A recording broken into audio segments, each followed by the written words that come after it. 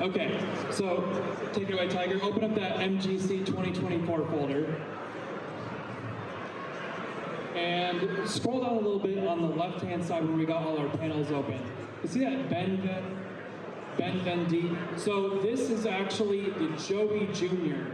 If you open up that disc there, this is the actual contents of a Game Boy game. So if you unplug this cable here and plug it back in with this cartridge inserted first into, well, so let's get that cartridge into the Joey Jr. and then plug in the device again. This is how we dump ROMs for use in TASing. So if you open up your, there it goes. So we'll just open the folder to view the files. And now you see PokemonY.gbc. So if you were to drag that over into our MGC 2024 folder, that would dump the ROM from the game onto our computer, and then we'd be able to do a TAS with the game ROM completely legitimately without going out and downloading the ROM from the internet. Yay. So now let's go back to our MGC 2024 folder. And let's go into BizHawk and scroll down a little bit to the bottom and open up EmuHawk. So BizHawk is the emulator collection that we use to make tool-assisted speedruns. You can see this tiny little window here. Let's make it a little bigger. Let's go to the View panel and click on Window Size, and let's go up to 4x. That'll make it a little bigger for everyone to be able to see. Thank you. And now, we don't want to just play the game. We want to play the game frame by frame. So the first thing we need to do is we need to pick the game that we just dumped from the system. So let's go to the File menu and click Recent ROM. Actually, let's do Open ROM. So let's use the one that we just dumped and see if it works. So scroll up to the desktop and then MGC 2024. Pokemon Y, click open, and you see this little check mark in the lower left of the screen? Yeah, that check mark means that BizHawk has confirmed that is the legitimate original Pokemon Yellow ROM. That's awesome. It uses a checksum from a list of known files, and it's basically like added up all the data in the ROM to confirm that it's exactly the original Pokemon Yellow. It's legit. So now we can go to Tools, and we can click on TAS Studio. And this is the player piano console for TASing. So there's a couple of really important basics in here. This turbo seek and auto restore last position being checked and follow cursor being unchecked is usually how you want to be set up in this system. Okay. So if you click, we can just ignore that. What's that? If we could play here, this is going to start playing, or actually the pause button, it'll unpause it. That's a great UI design. Now that I'm thinking about that, I'll take that back to the programmers who work on this, and we will work on that. So now you can see it's playing along, but we don't see where our position is at. So if you click follow cursor right now, it'll move forward to where we are. And you can see the game's playing through, and every frame that could be passing is going by. Wow. What is the red? The red is when inputs wouldn't do anything. So anytime you see green, we know if we pressed it, it would do something. So let's click the pause button again. Let's start from the top, and I'm gonna make this a little easier for us because there's thousands of frames, and I see that. Yeah. I happen to know exactly which frame we're going to search for the first input. All right. So I'm going to make it a little easier for us. Let's go back to 0. So the little scroll bar here, scroll back all the way to the top, and click in the little white space next to 0, and then click the pause button again. So now we've just basically reset the system back to the scroll bar. Okay. And when it gets to around 600, pause. Okay, so you see those stars dropping by? We're going to try to press the first input where we can make the stars go away and skip to the next thing. Okay. So in our inputs here, we have up, down, left, right, start, select, BA. Okay. The button we want to use for that is going to be the start button. So it's going to be this fourth column from the right, the big S. Big S. So just click anywhere in the green on the column with the big S. Yeah, like there. Oh, so you can see that did work because we got a different outcome here. What it did was with this auto restore last position, that meant it played through up to where the blue line is automatically for us. Okay. So let's unclick that S and let's try an earlier S, an earlier start press. Yeah, and okay, so we're finding a lot of ones that are doing what we want, but we need to find one where it's too early. Okay. So let's scroll up in the system to like 520 and do a start press there. Yeah, sure, that works great. And then let's uncheck the one later. And we can see, oh, now we still have the game frame logo, so that's going to be too early. Okay. So now we can do something called a binary search. All right. Or do what binary search is. This guy might know. Ones and zeros. That is binary, yes. So binary in this case meaning splitting in half, kind of like zeros are only two options, zeros and ones. So we're going to go between the two, the 584 and the 520. So what's halfway between 584 and 520? I'm a writer, I won't know. I can't math. So 584 minus 520, 64. Divide that by 2, 32. Subtract 2, 32 from 584 gets us 552. So let's try 552. All right. Yep. And then let's scroll up a little bit again. Okay, so I think that means 552. So let's uncheck 552 again. And we get something different. So now we know 552 is one of the presses, but we could go even earlier. Okay. So then we're going to have to bisect it again. So it's halfway between the 552 and the 520. That's going to be 536. So let's try it on 536. Oh, that might have worked again too. So let's scroll up. Let's undo the follow cursor because it's going to keep putting us back at the bottom. So uncheck the 536. Let's try like 528 now. That's too early. So let's try 533. And let's uncheck the 528. And we're still on, so 534. Okay, so we found an exact spot Yay. where an input would be the first possible frame to do something we want. Okay. So now we're going to do this like 4 times. Okay. Okay, so we've got the first A press, or for the first press, R press. Now we're going to do the A press. Let's go a little bit forward down to, actually press in the white again from right after where we were, so to reset our like play position. So like right here? Yeah, that's great. And then hit the unpause again. Pause it. And let's scroll down to around where we paused. You can see the red here. The red usually is a great indicator of where around we're going to need to do another input. Okay. Because the red means we can't do an input.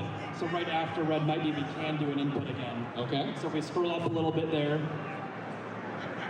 And then let's try an A on like 595. Oh, great. Okay, so we got to the title screen. Yay, we're making progress. Right. Let's try 594 for giggles. And turn off 595. Oh, so 595 was that first possible frame. Perfect. Because 594 doesn't get us to the title screen. And if we go back to 595, we're on the title screen. Boom. Okay, so I want to get us through the title screen and into the like start of like a new game. Yep. And then from there, after we do that, we're going to export what we've made and play it back on the actual GameCube live. This is wild. Okay. Okay, so let's scroll down further. Or let's hit the unpause to let it play back a little further. And then pause it here. And let's scroll down to around where there should be a long stretch of red where Pikachu was screaming. Pikachu looks very cute though right here. He does. I love this title screen. It's absolutely beautiful. That's one of the reasons I love TASing Pokemon Yellow, is there's just so much beauty and love put into this game. So let's scroll back up a little bit to where that red ends. And let's try some start inputs again. We're alternating between start and A on every one of these inputs, because if we were to do like start every time, for instance, that second start press would be delayed a little bit further. We have to alternate which one we're using each time. Okay. So let's try start on like 750 and see if that one, no, that one doesn't get us any further. So let's try like 760. Oh, that one worked. Okay, let's do that halfway again. So let's do like 755. Okay, let's try 752. 751. Okay, that's too early. So now we know 752 is the earliest frame for our third button press. Boom. And then let's do our unpause again. And pause it. And now we know, okay, we have to do one more press for the new game. Yep. Let's see if you can do this one yourself without me guiding. No, not happening. He told Okay. you he was going to school you. I know. Okay. So it's got to be the A though, right? Yeah, it does Okay. have to be the A press because we got to do alternate between Yeah. start and A. Okay, so just no. No. Might be a little further down. Or a lot further down, actually, probably. Let's let it play a lot further, too, just so we can make sure if something does change that we can see it. So let's pause it again. And then let's hit the... Let's go back up a little bit to where we were around those 900s. Let's press A somewhere up here. Okay, so we know that one is good. Okay. So let's work backwards from there. So good. So good.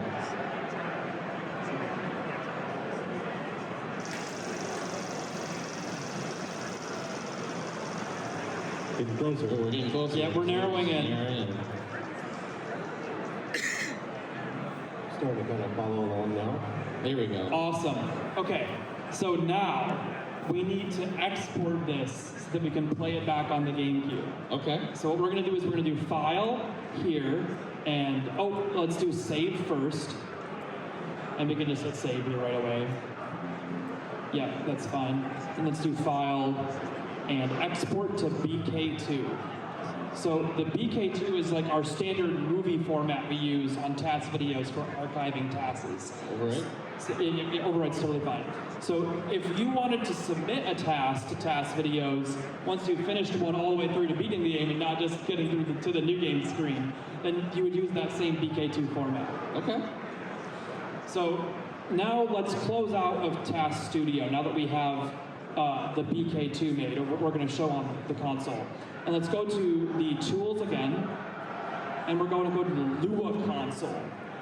And we're going to go to Script, Open Script, and let's go to MGC 2024, GBI Export, GBI Timestamp. So the format that we have of the script that we built is timestamped by a frame. It's like, on this frame, do this input. Gotcha. The console doesn't know about frames. The console doesn't even know about like anything. It just knows that it's on.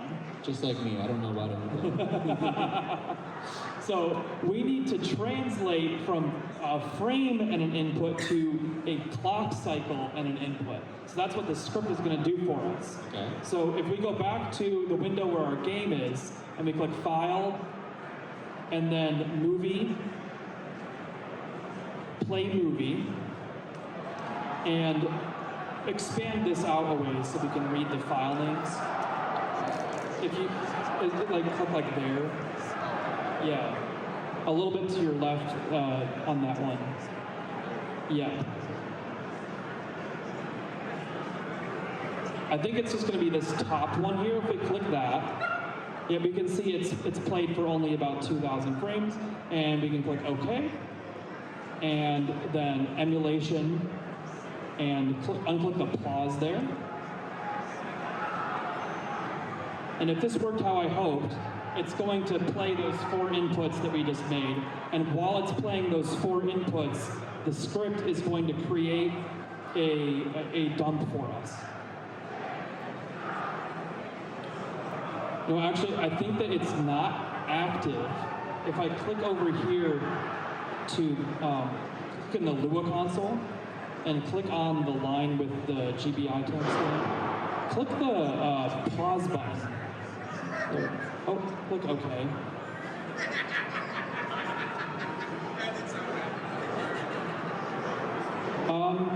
I'm gonna have to do some surgery here a second. Stand by. Okay, I think we've got the surgery fixed on the file. Let's do this. Nice. Let's TAS it up. So let's try it one more time. Go to emulation and unclick the pause. And hopefully it dumps out the inputs like I was saying, but instead of by frame, by cycle. And then we're going to use some software on these SD card and memory cards to do it live on the actual console. Awesome. Okay, so that should be good now because it's gotten far enough. And we can click pause here and here. And then if we open up our MG tree, so now we can see these are the inputs that we just created in BizHawk, but instead of frame by frame, it looks like a bunch of hexadecimal garbage. Yes. But that's the number of cycles, or really technically audio samples. It's going to be reading how much audio data has come up from the Game Boy player to the GameCube to know when to send each of these inputs. Okay. So if you drop this SD card into the guy there, Did you do this? here.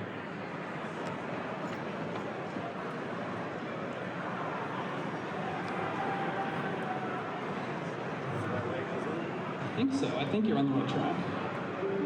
Yep. Hey, okay. There's not really a problem with the drive. I was like, uh-oh. It just likes to say that. So let's close out of here and let's go to our file explorer. Oh, there we are. Yep. Scroll down there to. Oh, there it goes. That's good. Sorry, I don't know what I'm doing. So you're fine. Just open up the GBI folder and let's scroll down to GBISR dash. There's gonna be like one dash, like Pokemon Yellow. I think it's further down a little bit. Yeah, let's just reuse the yellow glitchless one. So let's open up yellow glitchless CLI in Notepad, and just once. And now we need to tell it what movie we're going to play. Okay. So instead of my yellow glitchless file, let's rewrite that and say MGC 2024. So this is just Notepad. You can just click next to .text, delete back until it says like movie equals. And then write MGC 2024. .txt. XT, yep, for .text. Let's do file and save.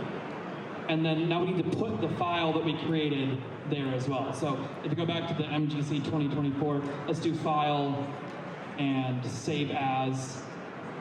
And then let's go to our SD card. That's gonna be the E. This one? Yep. Open up GBI as the folder, and then delete the space in the file name. And hit save. Okay. So, if this all worked how I hoped, now we can eject the SD card and start doing the GameCube stuff. Okay, so Eject SD launch. Okay, so we'll pull that out of there.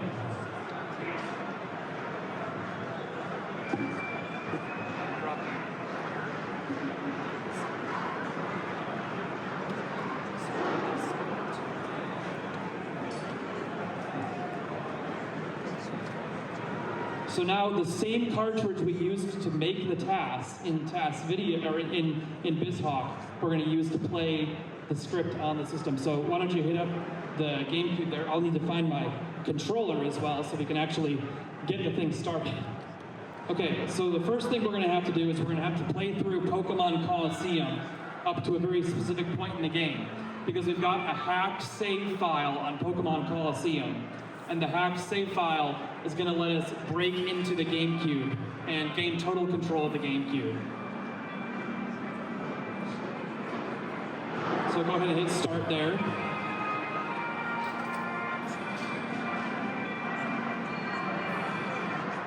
Hit A again. Click up, yes. And then leave this building, out the front of this building in Pokemon Coliseum. Go just to the right here. and up, a right more, up the stairs and into that building straight ahead. Go up those stairs, and just go to the left side of the arena and it'll automatically start something, kind of be like, yeah, there you go, perfect. Go ahead and press A a couple times. We have to press A through the dialogue. There's a fight here, and it shows the name of the first Pokemon in your party. And when it does that, the name is going to be way too long and it's going to crash the game. And I'll just pretend that we had a Wii up there and we injected the homebrew from the Wii into the save file and did all that too.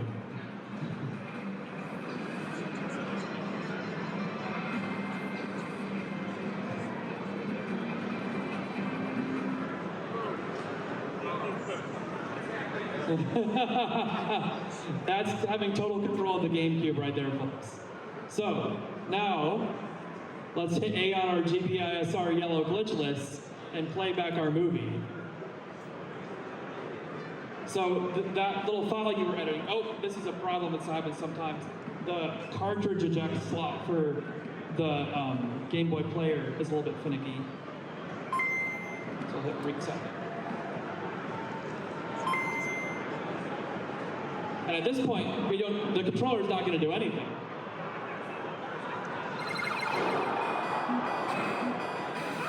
Start. A into new game, and it's going to stop because we didn't do this part yet. Give it up to Tiger.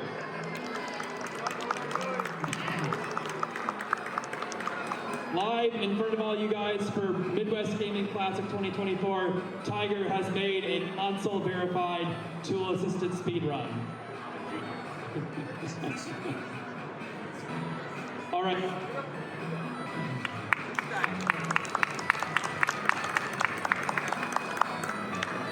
Thank you guys so much for watching. That's it. So, Tiger, do you have any more questions while we're here? Okay. So Tiger's going to get his questions out of the way, and then we'll get some questions from the audience. Well, first, Dave, I know you put some research into this. Why don't you ask a couple questions first? Because I know you were excited about this one. So what's the deal with the robot? May I shut this off? Yeah, go ahead. That's great. Yep. He is a little bit loud, isn't he? So TASBot is our mascot for tool-assisted speedrunning. He's been around since around 2012 or 2013, and some of the first games on Quick Events where we were showing tasks of things like Gradius and Mario Kart games. Okay. What's the longest game that you've speedrun? The longest? Longest. Okay, there is a console verification of a Super Mario 64 run that is over 12 hours. Wow. And there's ones I've done personally like this that are around 5 hours. There's a puzzle game on the Game Boy that it takes about 5 hours to complete. How much of this is self-taught and just kind of learn on the way? A lot of it. There's not really other people who do this, so a lot of it is very self-taught. But there is a decent community. We have business cards. You can take one that have the QR codes to the TASBot stuff. So That's what I was just going to ask you is about the community. You have a very large community. How have you seen that grown throughout the years? And that's got to be exciting for you. yeah, it is really exciting. It's been a continual journey going to events like this, getting just like that one person every event, and then seeing that grow from 10 to 1,000 to, I think we have over 3,000 or 4,000 people in the TASBot Discord now. So That's amazing. I'd like to open up the Q&A unless you have anything. Yeah, I think it's incredible. It's awesome. Does anyone have? Oh, yes, good. We've got a couple right here from the start. We're going to go with this guy. okay. So, like, in the instance of Pokemon Yellow, how long did that take you to actually fully program all the way to the end? All the way to the end, so it depends on the category. We have different categories of speedrunning. In the any percent, we don't actually show that on TASBot because he's not able to do the hard reset where he hard resets in the middle of the save and corrupts it. There's no like button combination that does that on the controller. So the only one he can do is the no save corruption in the glitchless categories. The no save corruption category he does in about 10 minutes, 9 minutes and 47 seconds. And then the glitchless one he does in 1 hour and 36 minutes. And just to iterate again, with what Tiger showed you, it's not actually AI. We're going through and we're actually manually picking every input for the whole script. So there's somebody behind all that work who's done that script to make it an hour and 36 minutes. Right, but I mean, like, so like for 100% run, like for you to go through and program that, how many hours do you put into that? Yeah, when I did the hour and 36 minute glitchless run, that took about 6 months to find all those inputs. Because it's 360,000 frames, so it's not exactly something you can just whip out in a day. I hand it off over here, but what drives you to do that? We have an amazing community of people like-minded on TASVideos.org who are all behind and driving the same fun stuff. So really seeing everybody here, seeing the reactions of fans enjoying it, that's really the drive. I noticed that you had to use Pokemon Coliseum to take control of the GameCube. Is that a necessity, or do you have like other games where you can break the console to seize control? Yeah, there's a whole series of similar exploits for the GameCube. That's a great question. You don't need specifically Pokemon Coliseum. I love to use Coliseum because I love Pokemon, and so we get to reuse Pokemon for another part of the exhibit there. But you can do it also with, I think, Wind Waker, Agent Under Fire 007, Melee has a similar exploit as well. So there's a whole series of similar game save exploits that you can inject from a Wii into the memory card and then have that to take over the GameCube. Who else has questions? Don't be shy. Any questions? What are your goals moving forward? What do you have coming out that people can get excited about? Something that we just recently built is a website called T3Boy. The URL is t3boy.vercel.app, and we can link it. If you get the Discord link and come in there, I can link it directly there. But one of the really cool things about T3Boy is it's a website where you can do all this directly in the website. So you can play back a TAS, watch a TAS, and then even when it's finished, you can keep playing from there. So like when I show this at events, you can't like pick up the controller and keep playing as Nidoking from there. You're stuck just having watched the thing. But on T3Boy, you can watch the speed run, then pick up the controller and keep playing as that perfect Nidoking that's been crafted for the speed run. I kind of wanted to ask you about all the money that you've raised for cancer research. I guess what's behind that motive? For me, again, the events is a lot just like spreading the passion for TASing, and then also like seeing all of the community support around that as a driver for the event is amazing, and how like year after year after year people keep coming back and watching more of it, not because of what we're doing, but because there's this like scene behind it of raising money for charity and cancer, and for Doctors Without Borders to go around and provide hospitals in remote locations. What's the game that's had the biggest reaction that you've done? Oh, I think one of the ones that gets the most often cited is Brain Age. Are you familiar with Brain Age? Is that the Nintendo DS one? Yeah, there's a Nintendo DS game called Brain Age where you would like draw the number 42 to answer what's 7 times 6 or something like that. But on our Brain Age task, it will ask like what's 7 times 6, and then we'll draw Mario's face, and it will say, yes, that's the correct answer. And that very consistently, even, I think we did that like 5 or 10 years ago, and we still now today get people telling us, oh, that Brain Age task is the best thing you guys have ever done. So, perfect question. Looks like we had a couple. So more along the lines of how long it takes, but what has been the longest that a game has taken you, or what was it? Like along with the 6 months time, that's the longest I've ever personally put into building a task. So one question I had was, did you or anyone, has there ever been anything outside of BizHawk for like more modern things like later PC releases to try tasking with that? Yeah, that's a great question. So there's an ecosystem called libTAS now for Linux.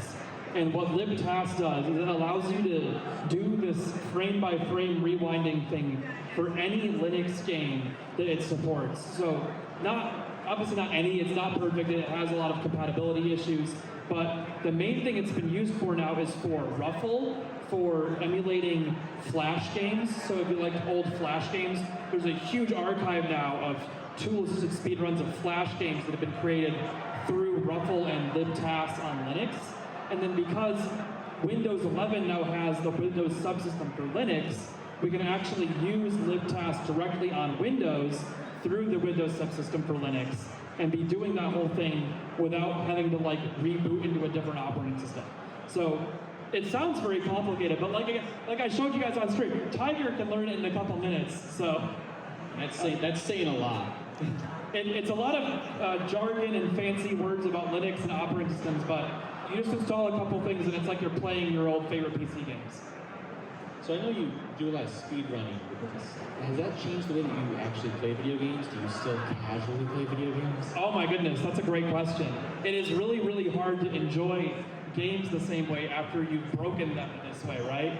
So it's a completely different level. What I do now is I play old school RuneScape a lot, and I play more like multiplayer online games where they don't have, like nobody's gonna task that. It's against the terms of service, it's against the point of the game. So I get my enjoyment from gaming out of those like online experiences, especially ones where there's a completionist aspect like that, where you could get the maximum level at every skill or collect all the items. Maybe not within your own lifetime, but you could in theory. So it speeds up the progress. yes. Any other questions that we have? Cool. If anybody wants to talk more, I have a little booth. I've been showing these tool-assisted speedruns of Pokemon Yellow live by Pillar A1 in the game hall. Wonderful. Go seek this man out and ask lots of questions and learn lots of fun stuff about testing. Just like I did.